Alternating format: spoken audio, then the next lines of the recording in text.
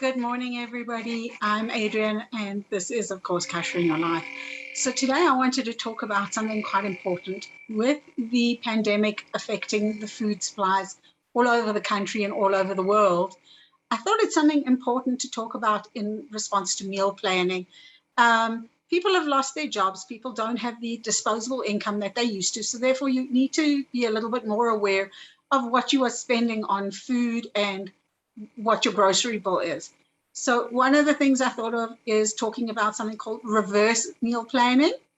So in the past, I've always spoken about like you plan, you do your pantry inventory, you plan your meals according to the specials and what you want to eat for the week and your meal planning themes, all of that. But there's something a little different that we're going to talk about today, and that is the reverse meal planning. And this is planning based on what is in your inventory only. It's not what you want to make, it's what you've got on hand, therefore you have to make. And that is going to save you a lot of money, especially when times are a little tighter than they have been previously.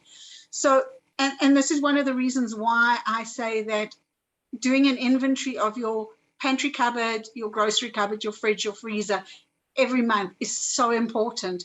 It not only prevents you from buying excess or buying more than you need, but here is where it's going to come in handy, is knowing what you have. You can find the recipes online, and there are so many sites that are going to give you using your ingredients, they're going to give you recipes that will require you a lot less shopping, a lot less expenditure. So the first thing you need to do, as always, is go into your cupboards. And I always use this inventory time as a time to wipe down the cupboards to prevent like infestation, moths, weevils, whatever you get there, and to check that things haven't expired. So you're going to empty your whole cupboard. You can do it a shelf at a time if your shelves are already organized. If you're like me, you do it every month. Your shelves are pretty organized. You don't need to do the whole thing to see what you've got. One shelf at a time will be enough. But you want to try and get as organized as possible. So it is best if you then undo your shelving and you clear everything. You get your list, you get your piece of paper and your pen, and you write down everything you have as you unpack it and the expiry dates and if it's open. Okay, that's the most important. Now, I know I'm like old-fashioned saying pen and paper, but I just like doing that way, and then I capture it onto a spreadsheet in order of the ingredients and the category they fall under, so pastas and sauces and condiments and things like that. So that's an important thing to do. It also tells you what you kind of need in your cupboards, what canned food you've already got.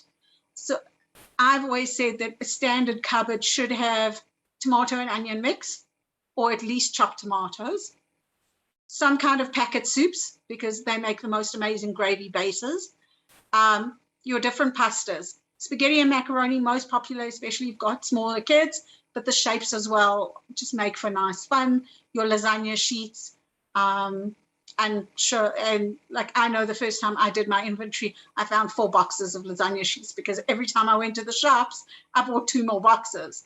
And it just, it wasn't necessary. I actually had. So that's where it's going to save you money, as well as the vinegars. And if you're like me and you like collecting stuff, I've got like 5 different kinds of vinegars. Now you want to check that none of them have got sediments in the bottom, that they haven't turned sour instead of just being vinegar. I know it sounds odd to say vinegar goes sour, but it can eventually. It does take a while.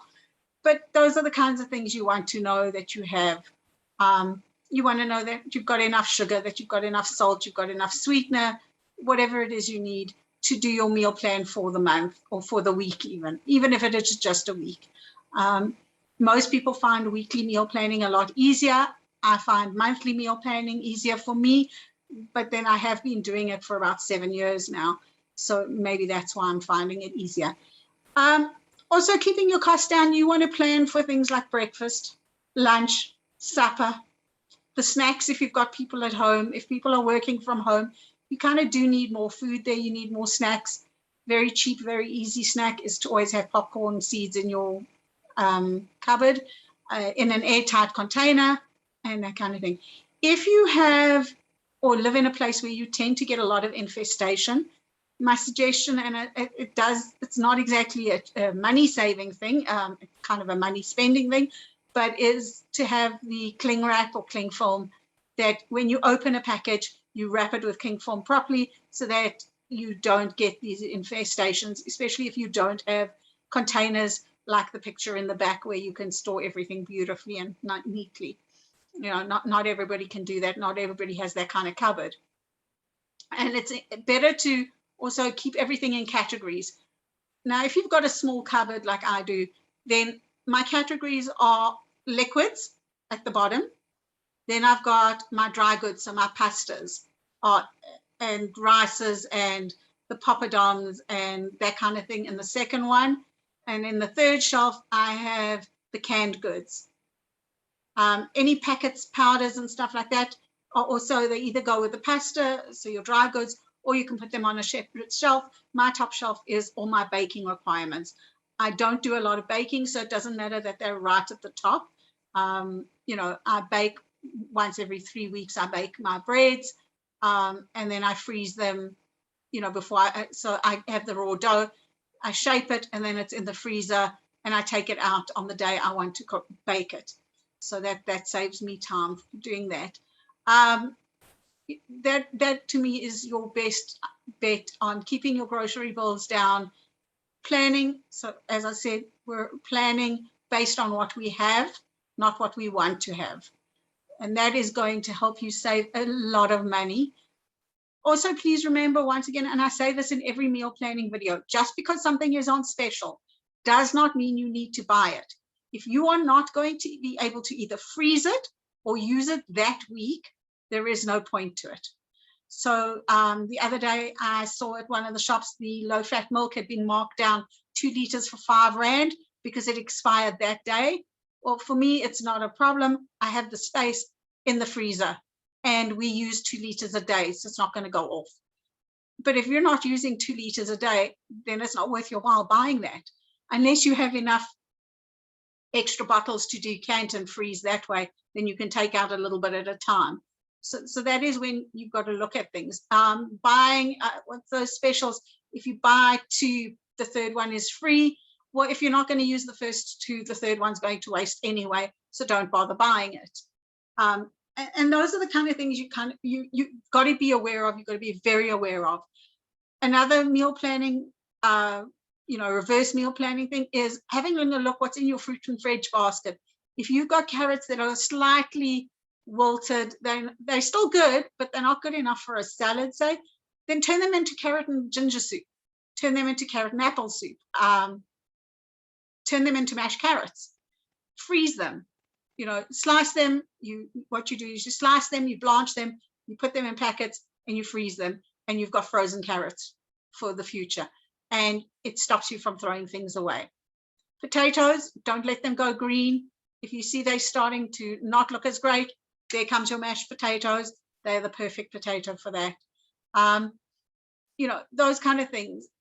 Butternut, you've bought the special that was on, cut it up, blanch it. It takes a little bit longer. So blanching is boiling water and then cold water to stop the cooking process. So with butternut and potatoes, I would say you would boil them for maybe 5 minutes, take them out, put them into ice cold water, pat them dry, and into freezer bags, into your freezer. You've got them ready for when you need them, and they're going to last. And you can do that if you've got there was a special on onions. Cut your onions up, put them in bags, put them in the freezer. Just remember to always label everything with the date that you did it so that you know what's going on. I hope this little tip on reverse meal planning is useful and saves you money. Thank you. Stay safe and remember to wear your masks.